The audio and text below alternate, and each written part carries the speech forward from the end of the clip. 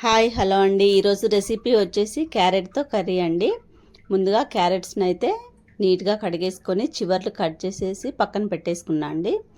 క్యారెట్లు మామూలుగా ముక్కలుగా కట్ చేయకుండా తురిమేసి వండుదామనేసి క్యారెట్స్ అయితే తురుముకుంటున్నా అండి. క్యారెట్స్ తినడం వల్ల అయితే చాలా అంటే చాలా బెనిఫిట్స్ ఉన్నాయండి.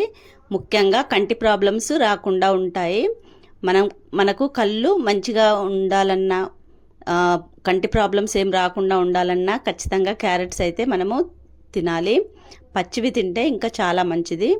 కానీ కొంతమంది పచ్చివి తినలేని వాళ్ళు కర్రీలాగా కానీ హల్వాలాగా కానీ చేసుకొని తింటారు. ఇప్పుడు నేనైతే కర్రీలాగా చేస్తున్నా అండి. చిన్నపిల్లలు కూడా చాలా ఇష్టంగా తింటారు. ముందుగా అయితే స్టవ్ ఆన్ చేసి దాని మీద ఒక బాణీ పెట్టేసి అందులో మనకు సరిపడంత ఆయిల్ అయితే వేసుకోవాలండి. దాంట్లో పోపు కోసం కొన్ని ఆవాలు, జీలకర్ర, ఒక 2 ఎండుమిర్చి వేసుకొని కట్ చేసి పెట్టుకున్న ఉల్లిపాయ ముక్కలు కూడా వేసి దూరగా వేయించుకోవాలండి. అందులో సరిపడంత ఉప్పును కూడా వేసుకుంటే ఉల్లిపాయలు అయితే చాలా త్వరగా వేగిపోతాయి. మీకు ఇష్టమైతే కారపొడితో కానీ పచ్చిమిర్చితో కానీ చేసుకోవచ్చండి. నేనైతే పచ్చిమిర్చి యూజ్ చేసి క్యారెట్ కర్రీ అయితే రెడీ చేస్తున్నాను. కొన్ని పచ్చిమిర్చి కూడా వేసేసి కాస్త వేగిన తర్వాత కొంచెం మెంతి వేసేసి కాసేపు ఫ్రై చేసుకోవాలి. అందులోనే మనము తురిమి రెడీగా పెట్టుకున్న క్యారెట్ తురుమునైతే వేసేసి కొంచెం స్లో మంట మీద ఉడకనివ్వాలండి. అలా ఒక 5 to 10 minutes ఉడికిన తర్వాత క్యారెట్ అయితే చాలా మంచిగా మగ్గిపోతుంది. దాంట్లోనే సరిపడంత పసుపు కూడా వేసుకోవాలండి. పసుపు మనకు యాంటీబయాటిక్ లాగా పనిచేస్తుంది కాబట్టి కంపల్సరీ వేసేసుకోవాలి. టమాటో ముక్కలు కూడా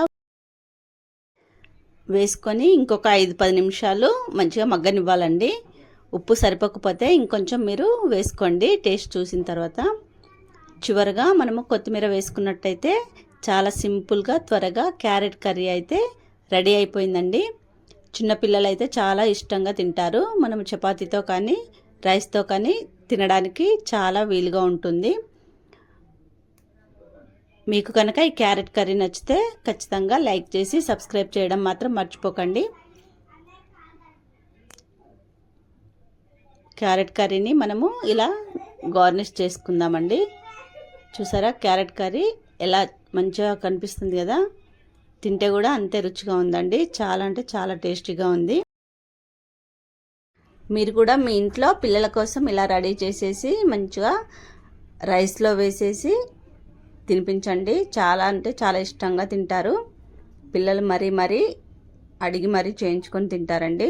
అంత రుచిగా ఉంది. ఈ వీడియో కనుక నచ్చితే ఖచ్చితంగా లైక్ చేయడం